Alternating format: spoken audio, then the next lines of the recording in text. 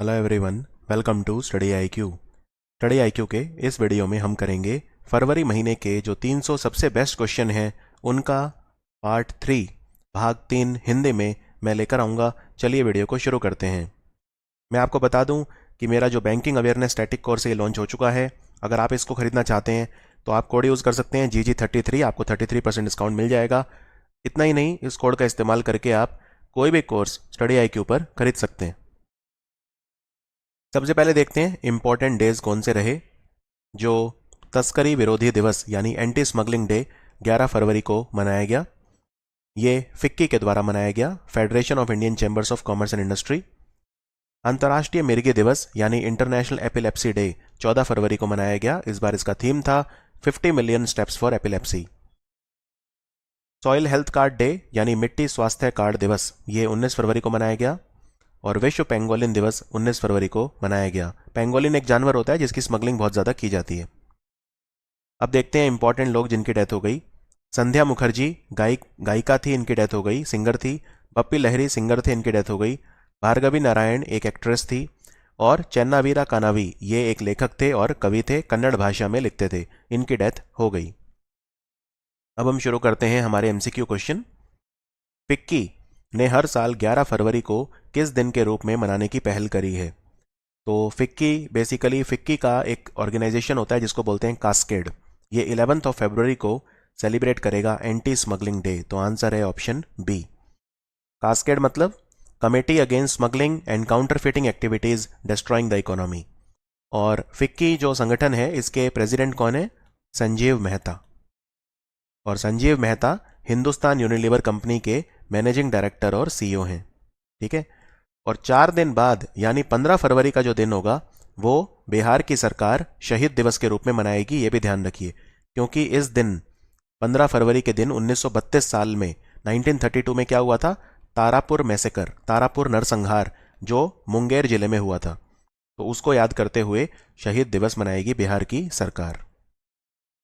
किस देश के व्यक्ति कर्नल पॉल हेनरी साडोंगो दमीबा ये राष्ट्रपति बन गए हैं वहां के? ये देश है बर्किना फासो, अफ्रीका का देश है और इसकी राजधानी है उआगाडौगऊ। उआगाडौगऊ। अफ्रीका के बारे में एक चीज याद रखिए, अभी फुटबॉल का टूर्नामेंट हुआ था जिसका नाम है अफ्रीकन कप ऑफ नेशंस। और अफ्रीकन कप ऑफ नेशंस को जीता है सेनेगल ने। ये टूर्नामेंट हुआ था कैमरून में, कैमरून होस्ट था, लेकिन जीता है सेनेगल ने। नासा कौन से प्लेनेट के लिए या किस चीज के लिए 2 मिशन कर रहा है? एक का नाम है म्यूज और एक का नाम है हेलियोस्वार्म। तो ये मिशन सूर्य को समझने के लिए करेगा नासा, सन की अपनी जो अंडरस्टैंडिंग है उसको बढ़ाने के लिए करेगा। सूरज के लिए नासा ने एक पहले भी मिशन किया था, पार्कर मिशन, जिसका नाम डॉक्टर यूजिन पार्कर के नाम पर रखा गया था। ये भी इंपॉर्टेंट है। ठीक है। और अब अपनी सन को लेकर अंडरस्टैंडिंग बढ़ाने के लिए म्यूज और हेलियोस्वार्म 2 मिशन करेगा नासा। और नासा एक सैटेलाइट भी छोड़ेगा जिसका नाम है गोज टी। जब ये स्पेस में चली जाएगी तब इसका नाम हो जाएगा goes 18, GOES, goes T, goes 18, जिससे जो वेदर हजार्ड हैं उनको ज्यादा अच्छे से समझा जा सके। तो इसको जो लेके रॉकेट उड़ेगा वो है एटलस 5। ठीक है, ये भी ध्यान रखिए। आगे बढ़ते हैं।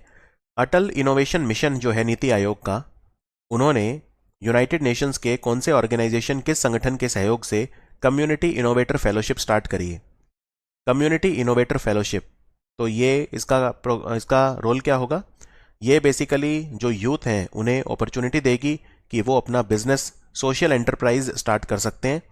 Sustainable development goal based solutions वो प्रोवाइड कर सकते हैं। तो याद रखिए, ये UNDP के साथ मिलकर स्टार्ट करा है, यूनाइटेड नेशन डेवलपमेंट प्रोग्राम, जिसका हेडक्वार्टर न्यूयॉर्क में है। जो निर्मला सीतारमन है हमारी फाइनेंस मिनिस्टर, उन्होंने अभी अभी एक सोवेनियर कॉइन लॉन्च करा है। ठीक है, एक स्थापना दिवस पर SPMCIL। तो SPMCIL जो है इसका अभी स्थापना दिवस था। और SPMCIL आप जानते हैं भारत में जो नोट छापने का काम है वो करता है, सिक्के बनाने का काम भी करता है ये। तो अभी अभी इनकी जो नई दिल्ली में हेडक्वार्टर है SPMCIL को, उसको ऑफिशियल सीक्रेट्स एक्ट के तहत एक प्रोहिबिटेड प्लेस भी डिक्लेयर किया गया है। तो आपको यह बताना है, ये जो सिक्का है स्मारक सिक्का, ये किस चीज को लेकर है? ये है पंचतंत्र की कहानियों पर। तो आंसर है ऑप्शन सी। पंचतंत्र की कहानियां लिखी थी विष्णु शर्मा ने। और ये SPMCIL का 17वां स्थापना दिवस था, 17th फाउंडेशन डे था। ICAI, institute of chartered accountant of India, इसके अभी अभी प्रेसिडेंट कौन बने हैं? तो प्रेसिडेंट बने हैं देवाशीष मित्रा, ऑप्शन ए।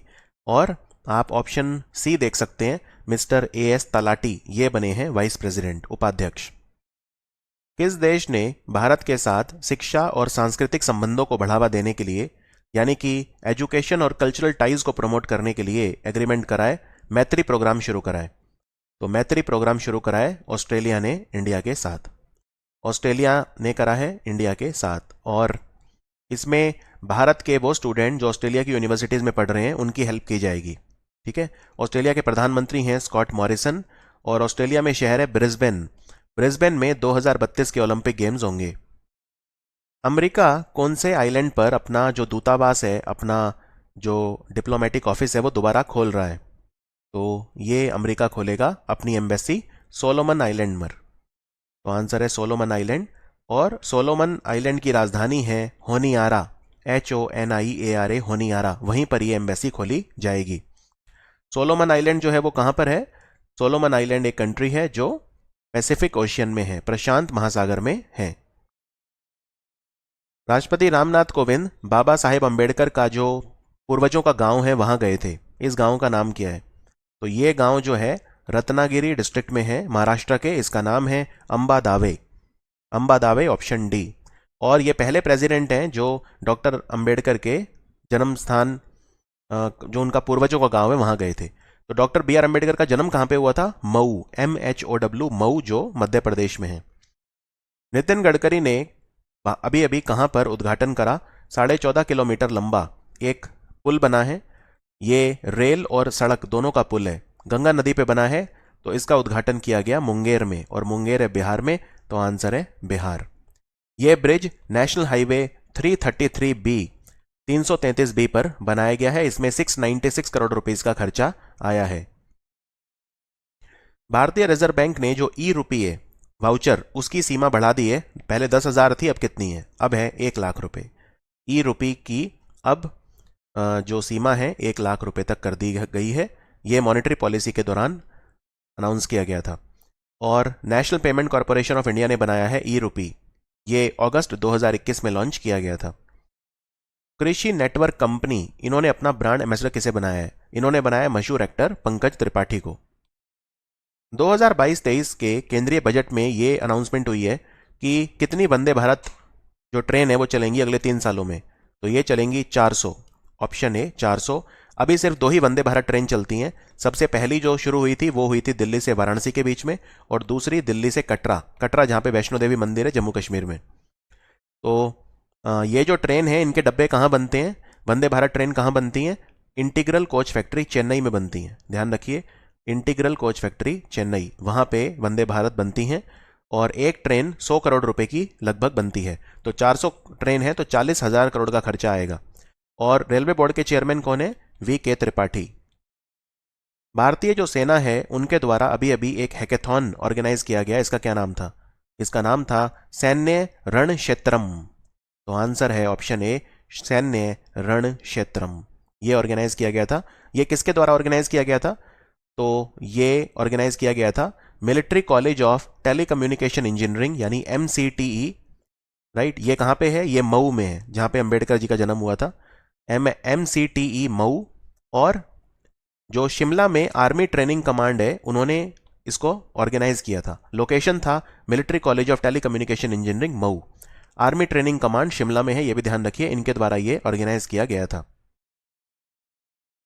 महाराष्ट्र के जो स्वास्थ्य मंत्री हैं, हेल्थ मिनिस्टर राजेश टोपे, उन्होंने कहा है होप एक्सप्रेस महाराष्ट्र के हर हॉस्पिटल में होगा। क्या है ये? तो ये कैंसर मशीन है। ठीक है, आंसर है ऑप्शन डी, कैंसर मशीन है। कैंसर को रोकने के लिए रेडिएशन मशीन है ये।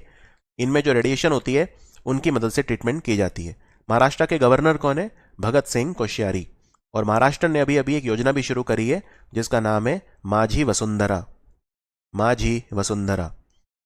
इसरो की बात करते हैं। इसरो ने किस स्थान से, कहां पर से अभी अभी पोलर सैटेलाइट लॉन्च व्हीकल यानी ध्रुवीय उपग्रह प्रक्षेपण यान PSLV C-52 लॉन्च करा है। तो ये जो PSLV C-52 है ये 54th मिशन था PSLV का, 54वां मिशन था PSLV का इस्तेमाल करके जो हुआ था, और ये लॉन्च किया गया सतीश धवन स्पेस सेंटर जो श्रीहरिकोटा में है, ऑप्शन सी। और श्रीहरिकोटा आंध्र प्रदेश के नेल्लोर डिस्ट्रिक्ट में आता है। ठीक है, तो ये रॉकेट जो है PSLV C-52, इससे कौन कौन से सैटेलाइट लॉन्च हुए हैं?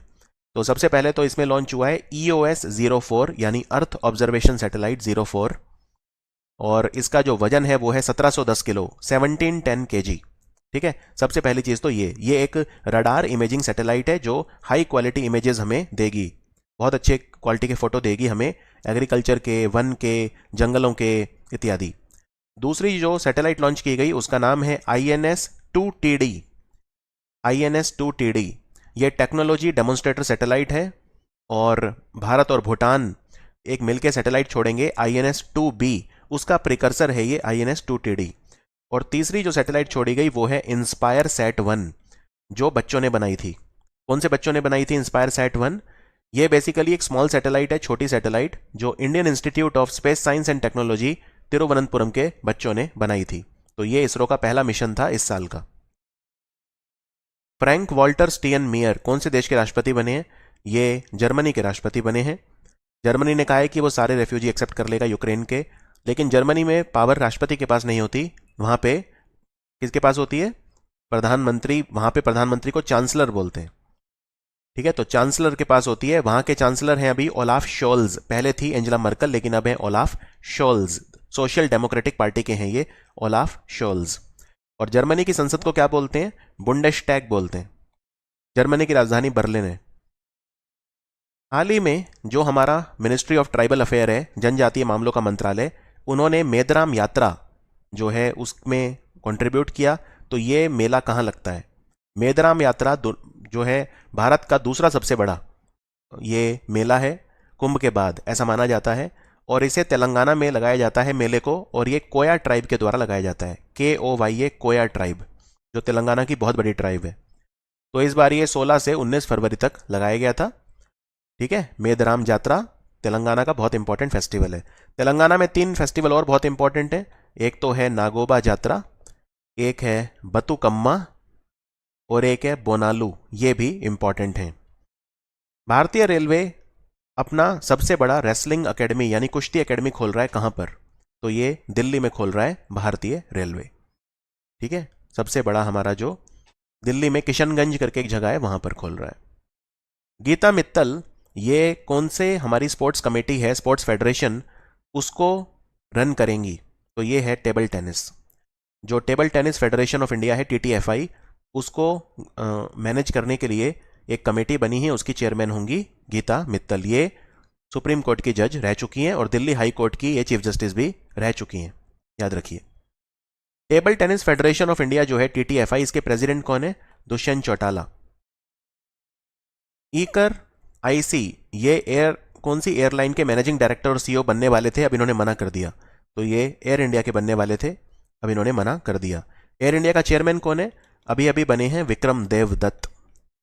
विक्रम देवदत्त। टाटा ने कंपनी बनाई थी Telles private limited, TALACE, Telles private limited, और 18,000 करोड़ में इन्होंने पे करके एयर इंडिया को खरीद लिया। केरला का पहला कारवां पार्क कहां बनेगा टूरिज्म को बढ़ाने के लिए? तो ये बनेगा इदुक्की में। इदुक्की में बनेगा केरल का पहला कारवां पार्क। अभी अभी बिजनेस स्टैंडर्ड ने बैंकर ऑफ द ईयर का अवार्ड किसे दिया है? बैंकर ऑफ द ईयर का अवार्ड दिया है संदीप बख्शी को। ये ICICI बैंक के मैनेजिंग डायरेक्टर और CEO हैं। इन्होंने ICICI बैंक का जो प्रॉफिट है वो कई गुना कर दिया है, और ये अवार्ड देने के लिए कमेटी बनी थी। उस कमेटी के चेयरमैन थे SS मुंद्रा, जो RBI के फॉर्मर डेप्यूटी गवर्नर हैं। How to prevent the next pandemic, ये किताब किसने लिखी है? इसको लिखा है बिल गेट्स ने, माइक्रोसॉफ्ट कंपनी के फाउंडर। और बिल गेट्स को हिलाले पाकिस्तान अवार्ड भी दिया गया है, जो पाकिस्तान का सेकंड हाईएस्ट सिविलियन ऑनर है, दूसरा सर्वोच्च नागरिक सम्मान है निशान पाकिस्तान के बाद। हमारा जो पावर मिनिस्ट्री है, विद्युत मंत्रालय, उसके अनुसार भारत पूरी तरह से एग्रीकल्चर में डीजल की जगह रिन्यूएबल एनर्जी को यूज करना शुरू कर देगा। कब तक? यानी एग्रीकल्चर में 0 डीजल यूज होगा। तो ये ईयर है 2024। तो आंसर है ऑप्शन बी, 2024। और हमें नेट जीरो कब तक बनना है? 2070 तक। एपेडा, एपेडा आप जानते हैं एग्रीकल्चर प्रोडक्ट्स की मार्केटिंग करता है, एक्सपोर्ट करता है। एपेडा कृषि उत्पाद में बढ़ावा देता है। तो एपेडा ने अपना 36वां फाउंडेशन डे मनाया। ये कौन से मंत्रालय के अधीन काम करता है? ये ministry of commerce and industry, यानी कि वाणिज्य और उद्योग मंत्रालय। तो 13 फरवरी को इन्होंने अपना 36वां फाउंडेशन डे मनाया था। और हमारे इसके मंत्री कौन है? Minister of commerce Piyush Goyal. और एपेडा के चेयरमैन कौन है? अगर पूछ लें एपेडा का चेयरमैन कौन है, तो इनका नाम है doctor M Angamuthu. Doctor M Angamuthu. कौन से बैंक ने एग्री इन्फिनिटी प्रोग्राम स्टार्ट करा है, जिसमें जो एग्रीकल्चर स्टार्टअप्स हैं ये उनकी हेल्प करेगा? तो ये करा है येस बैंक ने, और येस बैंक के मैनेजिंग डायरेक्टर हैं प्रशांत कुमार। सीबीएसई के नए चेयरमैन कौन बने हैं? ये हैं आईएएस विनीत जोशी। इनसे पहले थे मनोज आहूजा, अब हैं विनीत जोशी। बिहार में खादी को प्रमोट करने के लिए ब्रांड एम्बेसडर कौन बना है? ये हैं मशहूर सिंगर और नेता मनोज तिवारी। मनोज तिवारी। और खादी और ग्राम उद्योग आयोग यानी केवीआईसी किसके अंडर आता है? एमएसएमई मंत्रालय के अधीन आता है, जिसके मंत्री हैं नारायण राणे। और केवीआईसी के चेयरमैन कौन है? विनय कुमार सक्सेना। अभी अभी वर्ल्ड सस्टेनेबल डेवलपमेंट समिट ये कहां पे हुआ था? विश्व सतत विकास शिखर सम्मेलन, ये इंडिया में हुआ था। इंडिया में कहा? नई दिल्ली में हुआ था। ऑर्गेनाइज किया था TERI, टेरी ने। टेरी, टेरी बोलते हैं the energy and resources institute. तो ये 21वीं बार हुआ था, और ये हर साल होता है। ये टेरी का मेन इवेंट होता है। 16 से 18 फरवरी तक हुआ था दिल्ली में, 3 दिन तक चला था ये। ठीक है। और यहाँ पे 2 तरह की स्ट्रेटेजी भी जो है रिलीज की गई थी। एक तो है एक्ट फॉर अर्थ मैनिफेस्टो, और एक है एक्ट फॉर अर्थ स्ट्रेटेजी। तो एक्ट फॉर अर्थ यानी धरती के लिए काम करिए, ये एक स्ट्रेटेजी रिलीज की गई थी, पेपर रिलीज किया गया था। और ये जो इवेंट हुआ था, इसका थीम क्या था? इसका थीम था towards a resilient planet. Towards a resilient planet. और टेरी की डायरेक्टर जनरल कौन है? डॉक्टर विभा धवन। डॉक्टर विभा धवन। लोगों को सभी रूपों में तंबाकू छोड़ने में मदद करने के लिए अभी अभी WHO ने एक मोबाइल ऐप लॉन्च करा है टोबैको क्विटिंग के लिए। इसका क्या नाम है? इसका नाम है क्विट टोबैको ऐप। और वर्ल्ड नो टोबैको डे कब मनाया जाता है? 31 मई को मनाया जाता है वर्ल्ड नो टोबैको डे। ठीक है, ध्यान रखिए। लद्दाख में एक योजना स्टार्ट हुई है कुन सियोम्स। ये किसके लिए है? ये डिसेबल्ड पीपलों के लिए है, विकलांग यानी दिव्यांग लोगों के लिए है। उनमें सारी मदद इनकी की जाएगी। जो क्रच वगैरह होते हैं, असिस्टिव डिवाइसेज, एड्स वगैरह, ये सब दिए जाएंगे विकलांग लोगों को। किस मंत्रालय ने सीड योजना शुरू करी है? सीड योजना मतलब सीड की फुल फॉर्म क्या है? Scheme for economic empowerment of DNT। DNT मतलब डी नोटिफाइड, नोमैडिक और सेमी नोमैडिक कम्युनिटी, घुमंतु, अर्ध घुमंतु समुदाय और डी नोटिफाइड ट्राइब्स, उनके विकास के लिए। ये करी है ministry of social justice and empowerment यानी सामाजिक न्याय और अधिकारिता मंत्रालय। इसके मंत्री हैं वीरेंद्र कुमार। उनकी कॉन्स्टिट्यूएंसी है टीकमगढ़। तो इस योजना में 5 साल में 200 करोड़ रुपया जो है वो खर्च किया जाएगा।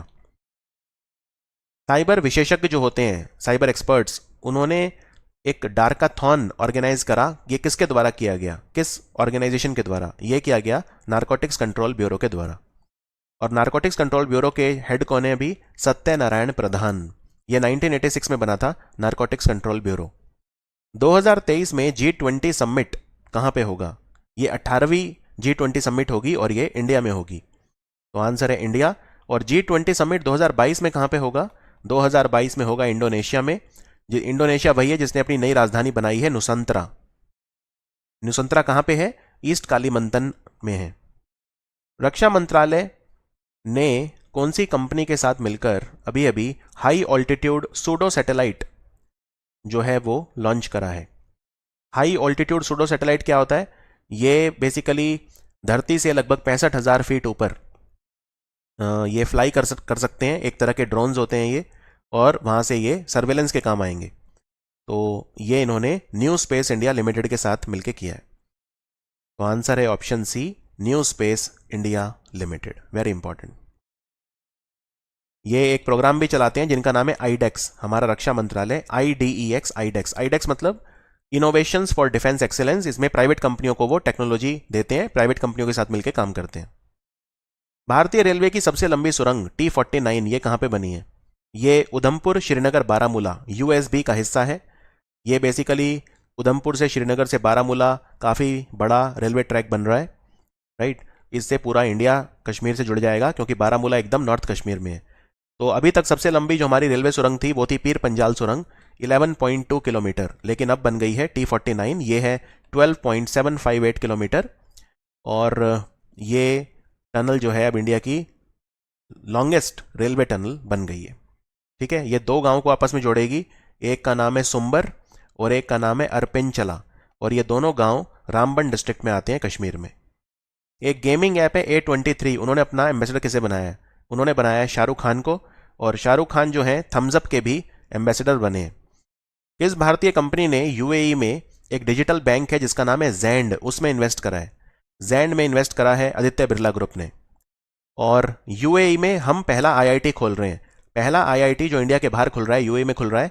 यूएई में हमारे एम्बेसडर हैं संजय सुधीर, और तीसरे नंबर पे अमेरिका और चाइना के बाद तीसरे नंबर पे हम सबसे ज्यादा व्यापार यूएई के साथ करते हैं। किन राज्यों ने पुरुष और महिला सीनियर वॉलीबॉल चैंपियनशिप को जीत लिया? ये हरियाणा और केरला ने जीता है। हरियाणा ने जीता है पुरुषों वाला और महिलाओं वाला जीता है केरला ने। ये हुआ कहां पे था टूर्नामेंट? ये हुआ था Biju Patnaik indoor stadium, KIIT university Bhubaneswar में, उड़ीसा में हुआ था। भारत और अफ्रीका के बीच रक्षा मंत्री कॉन्क्लेव, डिफेंस मिनिस्टर कॉन्क्लेव और साथ ही साथ डिफेंस एक्सपो, ये कहां पे हो रहा है? तो ये दोनों गुजरात में हो रहा है, गांधीनगर, मेनली गांधीनगर में हो रहा है ये। तो डिफेंस एक्सपो याद रखिए। और डिफेंस एक्सपो का थीम क्या है इस बार? इसका थीम है India the emerging defence manufacturing hub. Bharat जो है वो उभरता रक्षा उत्पादन गलियारा है दुनिया का। India the emerging defence manufacturing hub. Brazil के क्लब पाल्मेरास को फाइनल में हरा के फीफा क्लब वर्ल्ड चैंपियन कौन सी टीम बनी, यानी दुनिया का बेस्ट फुटबॉल क्लब? ये है चेल्सी, इंग्लैंड का फुटबॉल क्लब है चेल्सी। मेटावर्स में खुलने वाला पहला बैंक कौन सा है? ये है जेपी मॉर्गन, और जेपी मॉर्गन ने अपना एक लाउंज भी बनाया है जिसका नाम है ओनिक्स, ONYX, ओनिक्स। और मेटावर्स में पहली आईपीएल टीम कौन सी है जिसने लॉन्च करा अपने आप को? वो है गुजरात टाइटंस, जिसके कैप्टन होंगे हार्दिक पांड्या, कोच होंगे आशीष नेहरा। गुजरात टाइटंस की ओनर है सीवीसी कैपिटल पार्टनर्स। भारत का यूपीआई सिस्टम अपनाने वाला पहला देश कौन सा है? यूपीआई लॉन्च हुआ है सबसे पहले अभी नेपाल में, तो आंसर है नेपाल। नेपाल के प्रधानमंत्री हैं Sher Bahadur Deuba. New India literacy programme, इसको हमने कब तक मंजूरी दे दी है?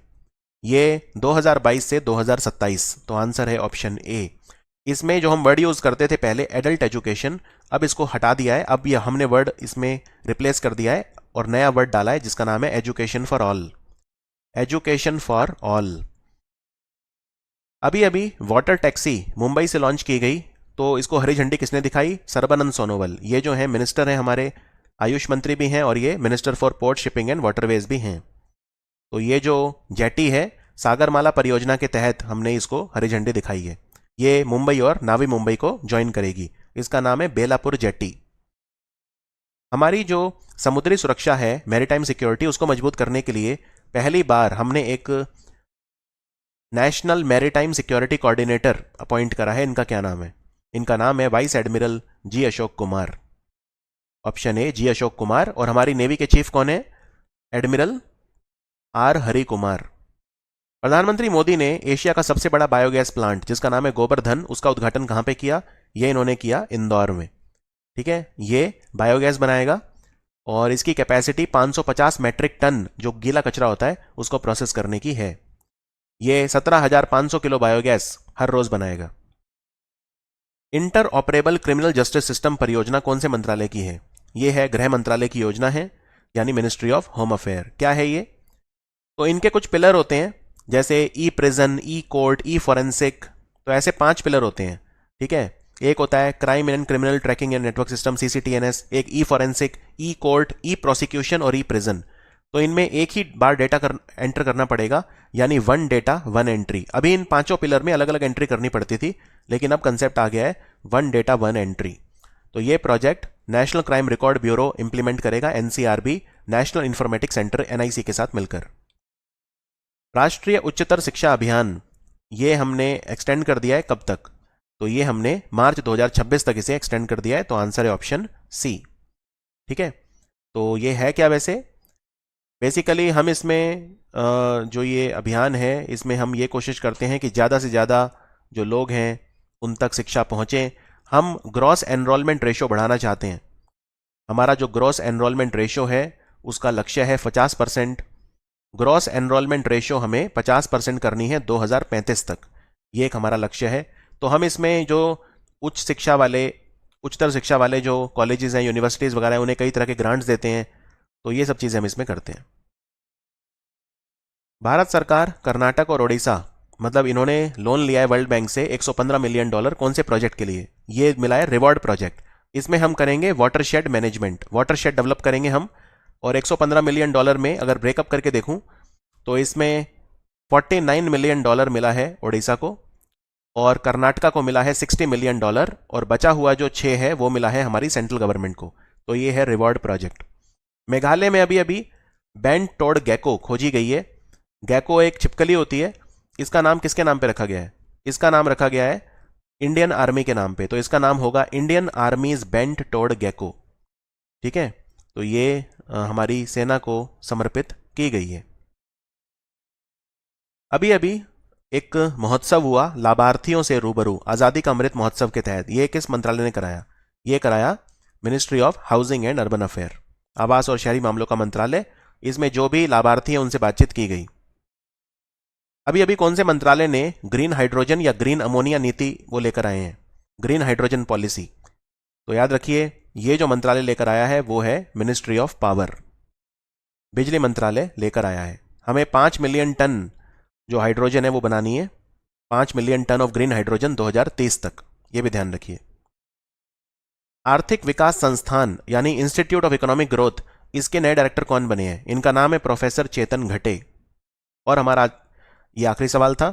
और मैं आपको बता दूं कि बैंकिंग अवेयरनेस के वीडियो में आप कोड यूज़ कर सकते हैं GG33, और वरना आप GG33 कोड यूज़ करके कोई भी हमारा कोर्स खरीद सकते हैं, आपको 33% ऑफ मिलेगा। तो इसी के साथ मिलते हैं फिर हम जो भाग 4 होगा फरवरी का। Thank you for watching study IQ।